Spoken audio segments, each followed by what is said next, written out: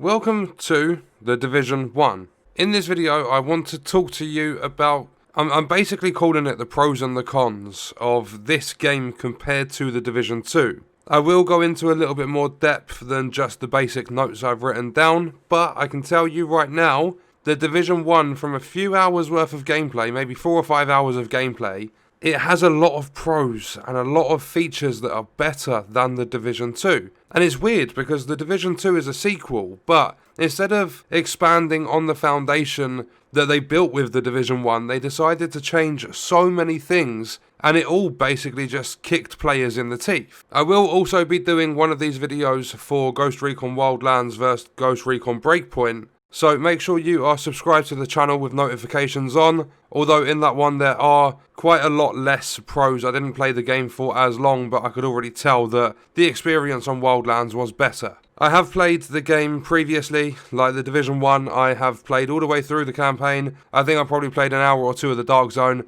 and I never really went back to it after. I've jumped in and out every now and then over the last year or two, since the Division 2, but haven't played too much until today because I had the idea just to make this video. So the first con in this list, and it's actually the only one I could think of whilst I was playing the game, and that is the fact that I own the biggest edition of the Division 1, so I have all of the DLC, the paid expansions, so Last Stand, Underground, Survival, all of the ones that you actually had to pay for back in the day when the game first came out and the expansions or the DLC was released. Underground, when I go to that section of Terminal, at the back of Boo, it says that it's offline and I need to complete a mission. That mission is called, I think it's Secure Quarantine Center or something like that, and for some reason that mission isn't there. I restarted the game, I've tried doing several things, I've completed the mission that's required, I've done the campaign, so I'm gear score 270 or something, so I've definitely passed all of the requirements, but that mission doesn't show up. And I searched through Google and stuff, and there are a lot of people that complained about the same thing. So I believe that's been a bug in the game for the last 4 years, and I believe it was June 28th, 2016 when Underground actually released, and it's still not been fully fixed, and that's a paid expansion, paid DLC for the game, so that's a really, really big negative that would knock points off if it was a point system for these games. But obviously it's 4 years on, Massive have never really cared. It took them years to get Division 1 to a good sort of state where players were enjoying it a lot. But there are a lot of pros, and I've only listed them from a few hours worth of gameplay, but the more I was playing, the bigger the list was growing, and it didn't take long at all. So for a start, as soon as I loaded up the game, it had a notification on screen to say, "We are sorry, there has been an issue with the game. We have awarded you 5 cipher keys." Cipher keys, if you go to the back of Terminal, is actually behind the underground entrance. There is a guy that will basically take one of these keys off you, open up a crate, you either get 3 different types of apparel, or you will get some cipher key fragments, and you get 10 fragments, you get another cipher key. You can get fragments from killing enemies in the open world, but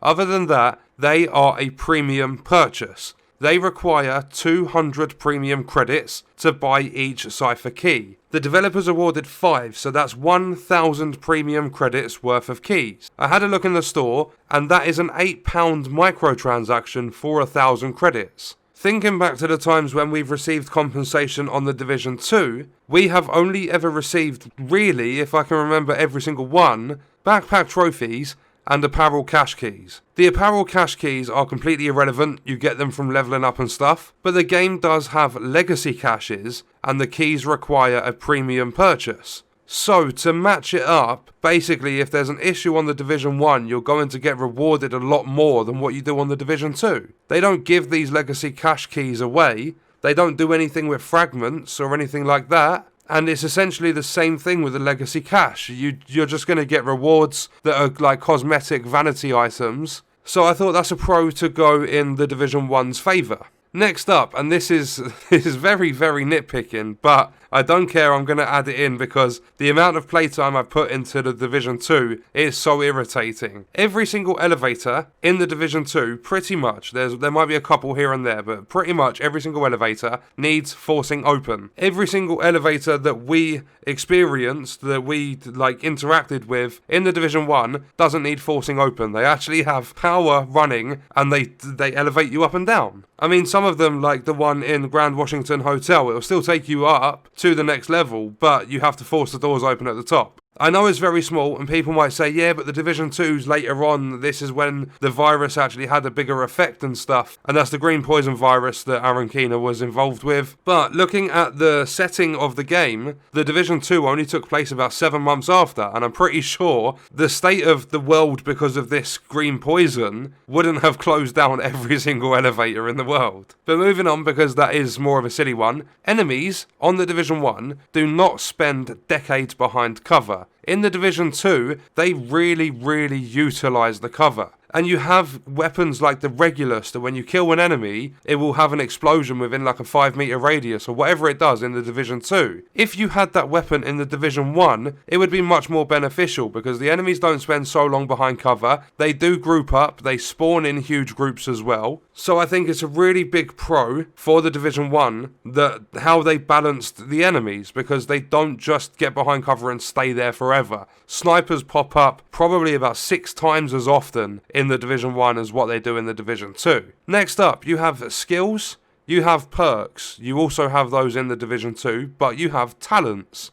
And all of these things actually help you out in the Division 1. There was something I've got, I think it's one of my talents. When I heal myself, it heals all allies within a 20-meter radius by 40%. There's also another one, when I use my pistol and get a kill with it, I get 30 rounds back from my primary weapon. These talents actually help. The skills and the perks do a lot better. For an example, I use this healing thing, it's my left bumper ability, and it heals very good. Not only that, but both my bumpers is recovery link, and without needing to chuck a hive down, without needing to go and directly interact with one of my fallen teammates, I can pop recovery link if it's available and it's not on cooldown. It will instantly revive anyone that is down. That is incredibly helpful. I don't need to lose momentum of what I'm doing if I'm in a gunfight. I just pop both bumpers, teammates are back up. I don't even need to think about it.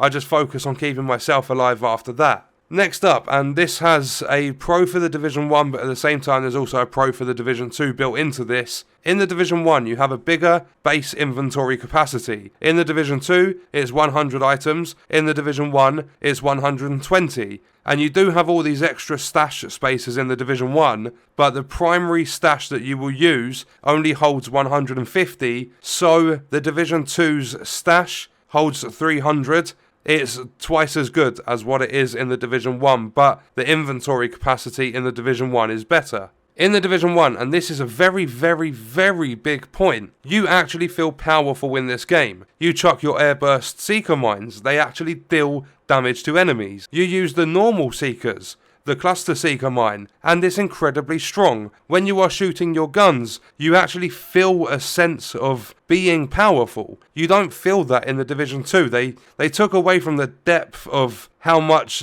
power you feel behind the guns and stuff. A lot of that was taken back to pretty much bare bones. Next up, I feel in the Division 1, the level design feels so much better than what it does in the Division 2. It just feels basic. There are some levels that are a lot more in-depth, intense. They are made very well, but I just feel overall that the Division 1 has a better level design. Obviously, this is going to be big for the PvP fans. There's a much bigger Dark Zone. In fact, I think it's double the amount of players. And instead of having 3 split up like you have in the Division 2, in the Division 1 it's just one big Dark Zone. And there's none of this normalization stuff. You go in there and there's a skill gap. If you're not that skillful, you're not going to perform well. Then next up, there are so many more apparel options. I actually prefer the look of my character in the Division 1 than my character in the Division 2. There are some cool ones in the Division 2, but it feels as though all of the apparel drops you would have got from the enemies in the Division 1, they replaced them with all of these stupid backpack trophy rewards for maintenance and, delays and stuff and, compensation, basically, and Twitch drops and everything like that. Another thing is in the Division 1, you have extra game modes. You have Last Stand, Underground, Survival. You actually have extra things to do and not just the same missions we've been doing over and over for the last 18 months in the Division 2. Even though the Division 2 has the raids, those only appeal to like 5% of the player base. Whereas these modes, and if the community got their way, then the Division 2 would have had survival. And I believe if they developed it and put time into it, it would have done so well for the game. But all of these game modes that people even paid for, they just removed out of the Division 2 and just scrapped it back to bare bones. Next up, and I think a lot of you will agree, especially when it comes to builds, in the Division 1, you have the optimization station. It is so helpful for getting your build where you want it, and they have just refused point blank to add it into the Division 2. But then moving on to the final thing I want to talk about, and there is probably a lot more, but as I said, this is just from a few hours worth of gameplay, and it is mad that I've picked up all of these pros for the Division 1 against the Division 2 in that short amount of time. But that is the fact that we have gone through the original gear in the Division 2 and Gear 2.0. The whole point of Gear 2.0 was to simplify builds.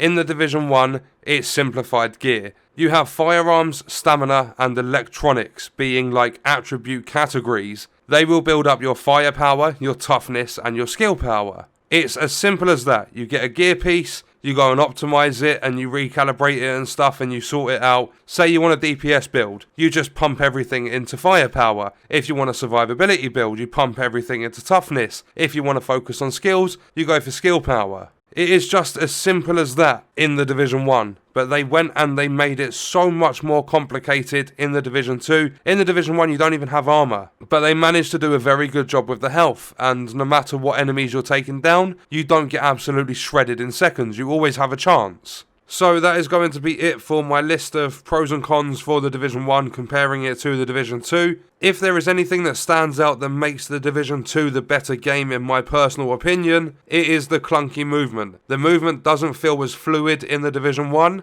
I think they did a pretty good job of that in the Division 2, but that's, off the top of my head, that's really the only thing that stands out. But that's going to do it for the video. Remember, I will be doing one of these for Wildlands vs Ghost Recon Breakpoint. Let me know your thoughts and stuff in the comments. I hope you guys enjoyed the video. Thank you for watching.